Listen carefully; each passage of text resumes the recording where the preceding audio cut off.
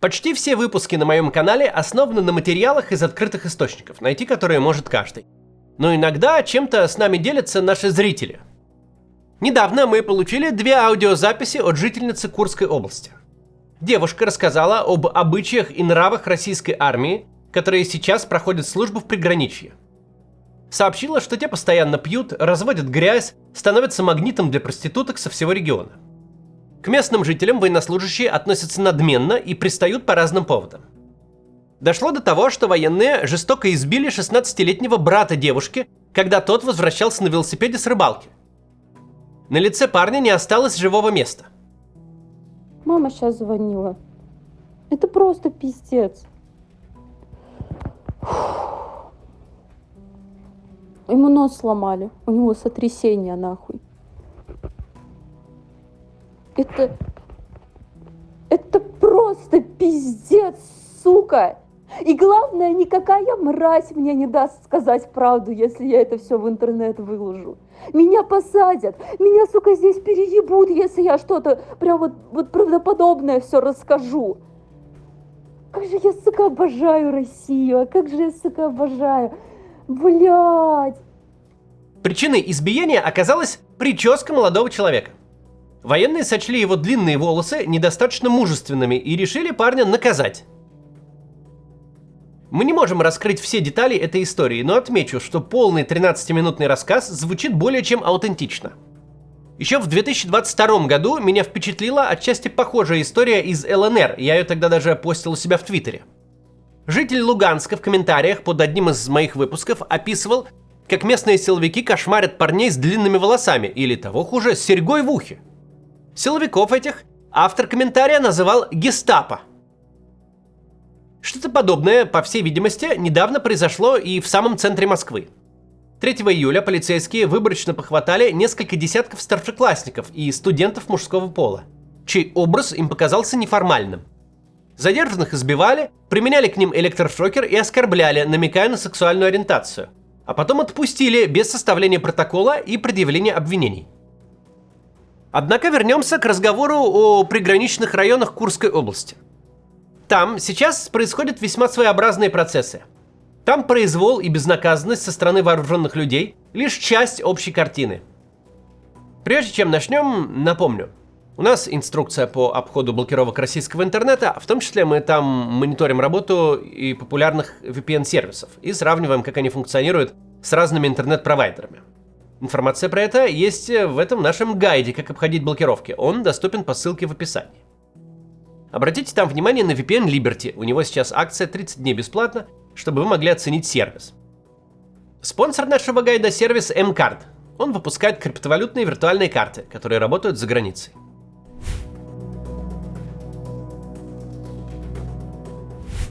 Для начала вспомним события двухгодичной давности. В августе 24-го часть жителей Курской области оказалась между молотом и наковальней. С одной стороны, армия государства, с которым российские власти развязали и ведут полномасштабную войну. И понятно, что армия та пришла не клумбы высаживать и не заборы красить, а воевать, применяя при этом тяжелую технику, артиллерию и дроны. С другой стороны, вроде как свои вооруженные силы, но в виде сборной солянки. Регулярная армия к тому моменту уже насыщена криминальными и деклассированными элементами. Нерегулярные формирования, вроде так называемой интернациональной бригады «Пятнашка», плюс чеченский спецназ «Ахмат», также известный как «Тикток-войска».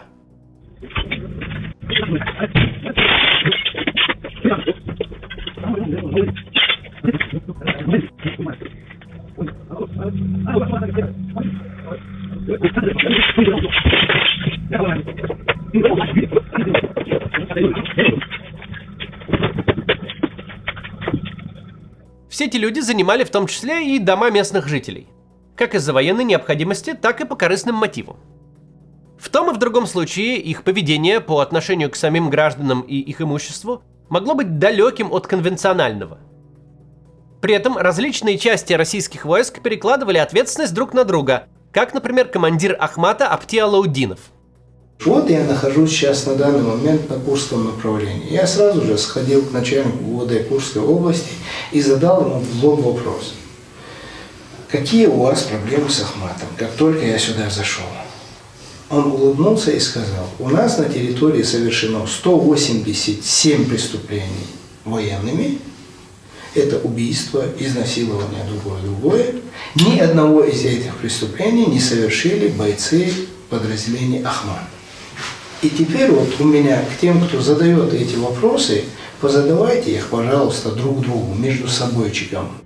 Характерно, что на тот момент Алаудинов по совместительству являлся замначальника Главного военно-политического управления Вооруженных сил России. Он занимает эту должность до сих пор, и таким образом все сказанное в том интервью вполне является официальной позицией российской армии. В максимально деликатных выражениях случаи мародерства в Курском приграничье описывали Z-блогеры, не называя виновников, но перечисляя населенные пункты, которые не были оккупированы ВСУ. А глава Глушаковского района Курской области Павел Золотарев однажды отчитался, что военной полиции переданы некоторые лица, у которых было обнаружено оружие и чужое имущество. Впрочем, есть и более однозначные публикации. В 1925 году 140 тысяч россиян прочитали материал «Коммерсанта» с заголовком «Штурмовиков обвинили в мародерстве». Как стало известно «Коммерсанту», в Курской области военными следственными органами СКР расследуется уголовное дело в отношении военнослужащих, объединившихся в банду для совершения актов мародерства в зоне боевых действий. На счету военных, по версии следствия, помимо хищений с мест боев, убийство, совершенное с особой жестокостью. Война по районам Курской области прокатилась катком и затронула даже те места, которые, казалось бы, не были вовлечены в боевые действия напрямую. Ну, просто представьте ситуацию. Жители деревни покидают дома, убегают на восток. В этих домах временно располагаются российские военные, так как им нужно где-то спать и где-то размещать свою материальную часть и так далее. Даже если они в высшей степени бережно относятся к чужому жилью и имуществу, перед уходом они не проводят консервации домов, чтобы те могли дождаться хозяев. А хозяева приехать не могут, поскольку ряд территорий закрыт для посещения гражданскими до сих пор. Деревенский домик за 1-2 сезона отсыревает насквозь, плесневеет и становится непригодным для жизни, хотя со стороны может выглядеть целым. Это массовая проблема, у которой есть свое название – размороженные дома. Что уж говорить про те населенные пункты, которые оказались под ударами ВСУ или даже стали местом, где шли бои. Там разрушения очевидные. Какие-то деревни буквально сметены с лица земли. В общей сложности Владимир Путин признал, что жилье потеряли 112 620 жителей Курской области. Это число может быть заниженным. Не в разы, но в значительной степени. Однако будем ориентироваться на официальные цифры. 112 620 человек. И перед таким количеством людей у путинской системы возникли обязательства, которые она признала по возмещению ущерба. Невозможно вернуть к жизни убитых, но можно и нужно компенсировать потери живым. Путин в 2022 году инициировал войну против Украины. И с того момента любые атаки ВСУ по российской территории находятся в его, Путина, зоне ответственности.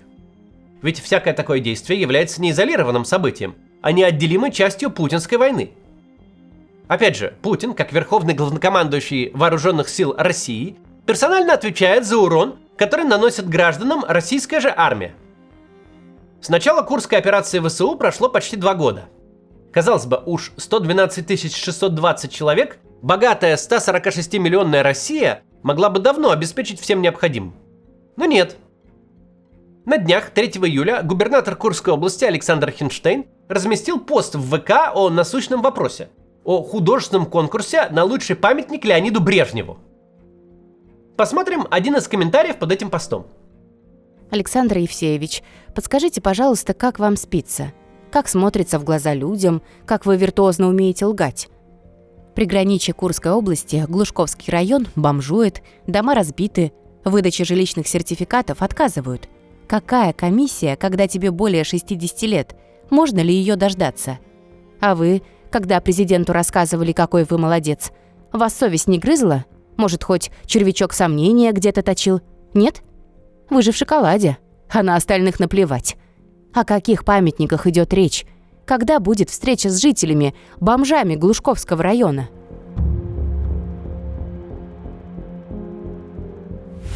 Мы уже трижды рассказывали о митингах в центре Курска, которые проводят беженцы из приграничных районов Курской области. Предыдущий такой репортаж мы подготовили в марте. Однако проблемы людей, потерявших дом и все имущество, не решены до сих пор. В 26 году, по сравнению с 25-м, положение многих беженцев радикально ухудшилось. В феврале 25-го Путин ввел выплату в 65 тысяч рублей на каждого беженца в месяц. И Путин, и Хинштейн четко проговорили: выплаты будут поступать до тех пор, пока люди в них нуждаются. Однако президент и губернатор солгали. Мера поддержки не просуществовала и года. В 26 году деньги платить перестали. Хинштейн утверждает, что сейчас в отношении беженцев действует аж 65 других мер поддержки, о чем он доложил на встрече с Путиным 30 июня. Однако беженцы не понимают, что губернатор имеет в виду. А вот мне очень интересно, что это за 65 мер. Цифра хорошая, но только и слышу 65 мер. А по факту они вообще существуют? За меры пишут, а у людей ничего не меняется. Или это меры только для главы государства? Это был комментарий под постом на официальной странице Хинштейна в ВК. Что характерно, на этот комментарий власти ответили. Но вы сами можете оценить, насколько содержательно. Алина Александровна, здравствуйте. На заседании Координационного совета по вопросам жителей приграничья 29 мая 2026 года среди ключевых вопросов повестки дня была реализация основных мер социальной поддержки жителям. По итогам заседания протокольным решением поручено подготовить информационные материалы по существующим мерам социальной поддержки в срок до следующего заседания Координационного совета. Информация будет опубликовать на сайте правительства Курской области. Какие-то меры поддержки действительно есть, например, компенсация аренды жилья. Но сумма предусмотрена небольшая – 40 тысяч рублей в месяц для многодетных семей и 20 тысяч для остальных. А процедура получения этих средств прописана так, чтобы как можно больше людей этих денег никогда не увидели. Краеугольным камнем остаются сертификаты на новое жилье. Нельзя сказать, что их не выдают вообще. Выдают, но настолько медленно, что при нынешних темпах этот процесс может растянуться еще на многие годы. К тому же власти прибегают к манипуляциям, чтобы в выдаче сертификата отказать вовсе. Мы эти шулерские приемы подробно разбирали, но напомню об основных. Вне зависимости от того, сколько жилых помещений было в собственности у человека, сертификат ему положен только на одно жилье. Тот факт, что в России родители часто покупают дом для детей или дети для родителей, никого не волнует. У этого явления появилось свое название – однократность. Владимир Владимирович, что же вы так поступаете со своим народом? Детей наших убивают, многие остались без крыши над головой. Из-за бредовых законов старенькие родители остались на улице из-за однократности. Вы обещали твердо, что получат все за разбитые дома, а слова ваши ничего не стоят. А мы так вам верили и вашим словам. Какое может быть восстановление приграничья? Все приграничье как обстреливалось, так и продолжает обстреливаться. Люди гибнут, дети гибнут. Сертификаты не получили еще очень многие. Сколько можно людям жить в пунктах временного размещения? На встрече с жителями приграничья губернатор только и твердил «однократность». А почти весь зал с этой проблемой пришел. Об этом доложили президенту? Нет, конечно. У нас все хорошо. Пресловутая однократность, насколько можно судить по сообщениям жителей, не учитывает и тех ситуаций, когда люди владели долями в жилом помещении. Случаи там сплошь очень запутанные, но и результат один – семьям негде жить. Здравствуйте. Александр Евсеевич, скажите, пожалуйста, что делать моей семье? Вы лишили нас жилья, лишили сертификата, так как долевые у нас в доме.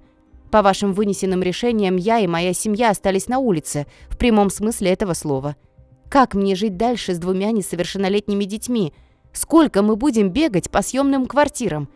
Вы нашему президенту отчитались, что все у нас прекрасно. Только где? В пособиях отказ. Не живем, а существуем. Скажите, пожалуйста, сколько можно издеваться над нами? У нас было все, а сейчас мы остались ни с чем. Как нам жить дальше и где? На этот крик души есть совершенно необнадеживающий чиновничий ответ. Он стандартный, такой же, как мы видели несколько раз. Юлия, здравствуйте. На данный момент, в соответствии с постановлением правительства Курской области номер 635 ПП, выплата, сертификат, предоставляется однократно в отношении одного утраченного жилого помещения, а также если заявители являются собственниками нескольких утраченных жилых помещений. Право на предоставление выплаты предоставляется за одно утраченное жилое помещение по выбору заявителя. К сожалению, сведения о возможных дальнейших изменениях в настоящее время отсутствуют. Еще одна манипуляция властей – жонглирование с определениями «жилье уничтожено» и «жилье повреждено». В реальном мире разницы может и не быть, но она будет по бумагам. На экране сейчас две фотографии частного дома, снаружи и внутри. Как вы думаете, здание это уничтожено или повреждено?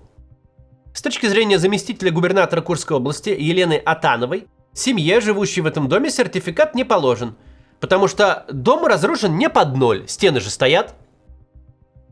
В так называемых размороженных домах тоже стены стоят, только никакая форма жизни помимо грибковой там существовать не может. Но их в лучшем случае признают поврежденными. Главная же манипуляция состоит в разделении территорий на так называемые бескомиссионные и комиссионные. С первыми все просто, там для признания домов уничтоженными не требуется решение комиссии. А вот с комиссионными все сложнее. Беженцам не дадут ничего, пока специальные люди не приедут и не оценят, насколько поврежден дом. Вот только территория по-прежнему заминирована, она обстреливается ВСУ. Никаких гражданских туда не пускают, соответственно и оценщики поехать туда не могут. А если нет оценки комиссии, то нет и жилищного сертификата. Иногда замкнутый круг помогает разорвать аэрофотосъемка, но тут ключевое слово «иногда». 23 апреля 2025 года беженка из поселка Глушково Татьяна Николаенко написала главе поселка заявление на видеосъемку своего бывшего дома. Через 3 месяца она получила ответ. Ваш дом не признан полностью утраченным, разрушенным. Рабочей группой рекомендовано произвести более детальное обследование домовладения межведомственной комиссии по признанию дома пригодным, непригодным для проживания, как только позволит оперативная обстановка на территории муниципального образования. 26 февраля 2026 года Татьяна снова отправила главе поселка заявку. 6 марта он ответил вот это. Ваш дом осмотрен по фото и видеофиксации, и предложения направлены на рассмотрение оперативного штаба Курской области. При этом глава поселка рекомендовал Татьяне обратиться в Управление безопасности региона. На самом деле это не управление, а комитет безопасности, о чем мы знаем благодаря документу от 3 июня. Данный комитет отфутболил Татьяну в Министерство восстановления, развития приграничья и строительства Курской области. Министерство это, в свою очередь, замкнуло круг. 9 июня оно направило Татьяну к изначальной инстанции, главе поселка Глушково. В самом конце этого замечательного документа написано следующее. В связи с невозможностью визуального определения степени разрушения домовладения, органу местного самоуправления рекомендовано провести обследование домовладения после обеспечения безопасного нахождения гражданских лиц на территории поселка Глушково Глушковского района. Вам наверняка интересно, каким образом власть делит территории на комиссионные и бескомиссионные. Основной критерий, если в населенном пункте уничтожено, не повреждено, а именно уничтожено 80 и более процентов зданий, то комиссии не требуется. Если же менее 80%, беженцы могут ждать комиссии бесконечно. Из-за этого в бюрократическую ловушку попали жители деревень Леонтьевка и Бахтинка. Фактически это один населенный пункт, между ними всего 200 метров. Там для бескомиссионной выдачи сертификатов не хватило одного полностью уничтоженного дома. Не хватило потому, что сгоревшие кирпичные дома, от которых остались стены, признали не уничтоженными, а поврежденными. Неудивительно, что с таким крючкотворством некоторые беженцы теряют надежду дожить до сертификата или какой-то иной компенсации. Как, например, Сергей Убугунов, чей дом пострадал и от ВСУ, и от российских военных. Уважаемый Александр Евсеевич, жил в Карыже Глушковского района. В дом было более 10 прилетов дронов. В доме жили военные. Районная администрация утверждает, что выплаты на ремонт будут, когда район откроют и сможет работать комиссия по обследованию. Жене 70 лет, мне 65, жизнь проходит. Примите норму права о выдаче сертификатов. Буду строиться в безопасном месте.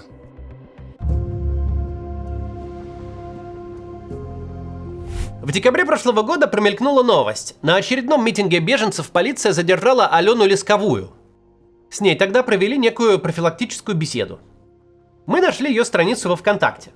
Алена организует сборы подписей, пишет длинные посты о ситуации в регионе и конкретно в Глушковском районе. Один из постов, опубликованный 2 недели назад, она заглавила так: «Послание моим детям и внукам». Мои родные и любимые, время бежит, и ко мне подкрадывается старость. Пора подводить итоги. До 6 августа 2024 года я была уверена, что у меня все есть. Да, были плохие мысли, но я их гнала прочь. У меня была большая 3-комнатная квартира с огромной кухней на 3-м этаже, мебель, бытовая техника, посуда, текстиль и много фотоальбомов с вашими детскими фотографиями, которые я могла смотреть часами, вспоминая первую улыбку, смех, слезы, первые шаги, детский сад, школу, выпускной, свадьбы. Я постепенно заново проходила путь мамы и бабушки. Потом я подходила к иконам, которые мне передали бабушка и мама, и долго молилась о вашем здоровье, счастье, благополучии и о мирном небе над головой. Но в один прекрасный день тучи сгустились над моей головой, и в воздухе начал витать запах смерти. Грустное какое-то послание, но это не все. Дети мои и дети моих детей. Я так надеялась, что смогу вам оставить все, что у меня было, но судьба распорядилась иначе. Квартира сгорела при попадании в дом авиабомбы. Она разрушена. В этом пламени сгорело мое прошлое, настоящее и будущее. Автор не уточняет, чьей именно была бомба, но это можно предположить. В Курской области авиацию больше всего использовала российская сторона. А далее Алена пишет. Да, в апреле 2025 года Курская область была освобождена, но это неправильная формулировка. Жители приграничья были освобождены от своих домов и квартир, от всех благ цивилизации, от счастливого прошлого, от обидного настоящего и от светлого будущего. Эти слова удивительно резонируют с тем, что мы на этом канале 5-й год говорим про города Донбасса. Ведь в путинской терминологии российская армия эти города освобождает, а в реальности уничтожает подчистую. И вот что характерно. В таких городах порой все же остаются несколько десятков, а иногда даже несколько сотен человек. Обеспечить столь немногих новым жильем – сущие копейки в масштабах нынешней войны. Тем более, сколько было разговоров о том, что это наши люди, русские на Донбассе. Но что мы читаем в российских СМИ, зарегистрированных прямо в России, не на BBC? Людей из уничтоженных городов селят не в новые дома, а в так называемые пункты временного размещения. И потом даже из этих клоповников пытаются вышвырнуть на улицу. Иногда успешно, мол, хватит с вас, берите ипотеку. Этим летом издание «Астра» опубликовало обращение из Тульской области. Там из пунктов временного размещения выгоняют как беженцев с востока Украины, вступивших в российское гражданство, так и вынужденных переселенцев из Курской области. Освободить помещения и те, и другие обязаны до 1 сентября. В случае неповиновения угрожают вызвать ОМОН. Владимир Владимирович, мы, граждане Российской Федерации, Донецкая, Луганская, Харьковская, в том числе Курская область, обращаемся к вам за помощью и защитой наших прав на жилье, закрепленных в Конституции Российской Федерации. Обращаемся к вам как к гаранту наших прав. Руководство Тульской области приняло постановление номер 264 от 19 мая 2026 года об изменении и дополнении постановления правительства Тульской области от 21.02.22 года номер 98. В связи с этими изменениями нас с 1.09.26 года выгоняют на улицу без всяких альтернатив на жилье. Нам ничего не предлагают. Сегодняшний выпуск мы начали с аудиозаписи из Курской области, где местная жительница говорит о поведении военных. В той записи был любопытный момент, когда девушка вдруг стала вспоминать, что ей рассказывала бабушка о немецкой оккупации. И как-то мысленно она соединила одно с другим. У путинской политической системы есть одно свойство, ставшее для нее органическим. Куда она ни зайдет, будь то территория украинская или российская, Тульская область или самый центр Москвы, везде ведет себя как оккупант. Для системы этой нет никаких своих людей на покоренной территории. Она ни перед кем не несет ответственности. Кого угодно лишит всего и оставит на улице. Она ни зачем и никому не нужна. В любом регионе России и по любую сторону границы. До завтра.